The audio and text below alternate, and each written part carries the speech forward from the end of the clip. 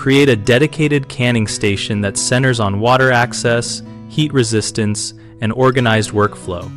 Design a long counter with a heat-resistant surface placed adjacent to a deep sink so you can move hot pots directly into water and manage jars safely.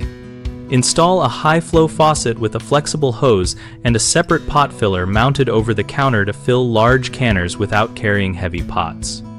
Include a deep sink, at least 9 inches deep, with stainless steel or fire clay finish for durability and easy cleaning, and slope the sink bottom toward the drain to collect debris.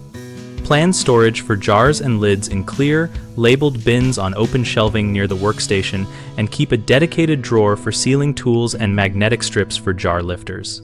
Build a steam release shelf above the counter that is perforated or slatted so steam can escape, and place a cooling area to the side with a butcher block or heat-resistant mat for jars to sit until they reach room temperature. Finish the wall with an easy clean backsplash of glazed tile or stainless steel, and make sure outlets are GFI protected and placed at least 12 inches above the counter to avoid water intrusion. Common mistakes include placing the canning station too far from the water source, which forces carrying heavy hot pots and increases spill risk.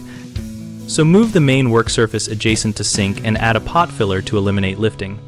Another issue is using non-heat resistant counters that warp or stain under hot canners, so choose quartz, stainless steel, or a butcher block with a protective finish, and keep heat pads on hand. People often underplan storage and clutter the workspace during peak season, so allocate labeled open shelving and rolling carts for jars and lids to keep the workflow smooth and safe. At bighomeprojects.com, we help homeowners find local contractors who do kitchen builds and remodeling, and we also help contractors connect with homeowners seeking work. We host a discussion community on the site where people share ideas, ask questions, and trade practical tips about projects like canning stations.